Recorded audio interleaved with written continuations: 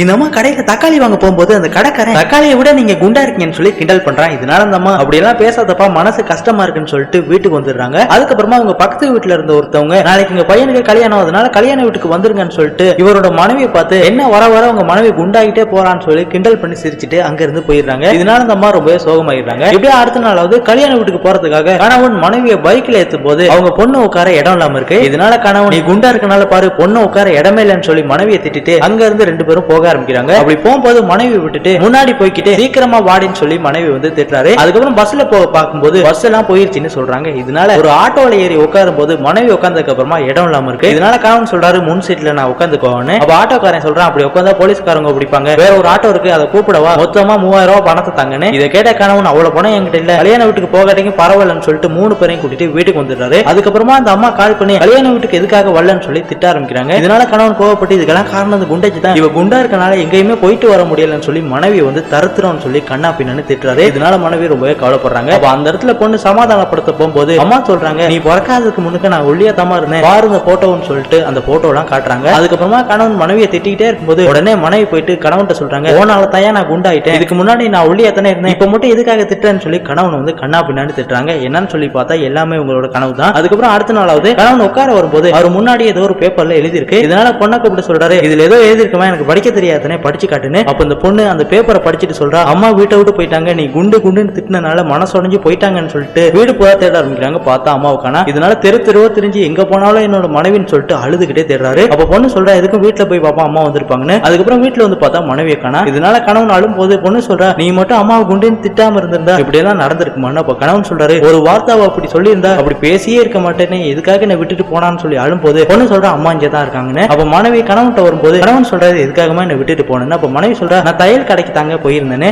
அதாவது என்ன நடந்திருக்குன்னா அந்த பொண்ணு தான் பேப்பர்ல அப்படி எழுதி அம்மா காணாம போயிட்டாங்கன்னு சொல்லியிருப்பா. அதுக்கப்புறம் கணவன் ஏமா அப்படி பண்ணன்னு சொல்லும்போது பொண்ணு சொல்றா அப்படி பண்ணனால தானே உன்னோட தப்ப உணர்ந்தேன்னு. அதுக்கப்புறமா கணவன் மனைவிட்ட சொல்றாரு இனிமே வார்த்தைக்கு கூட உன்னை குண்டுன்னு சொல்ல மாட்டேன்னு. சோ ஃப்ரெண்ட்ஸ் இந்த வீடியோ பத்தி நீங்க என்ன நினைக்கிறீங்கிறத கமெண்ட் பாக்ஸ்ல கமெண்ட் பண்ணிருங்க.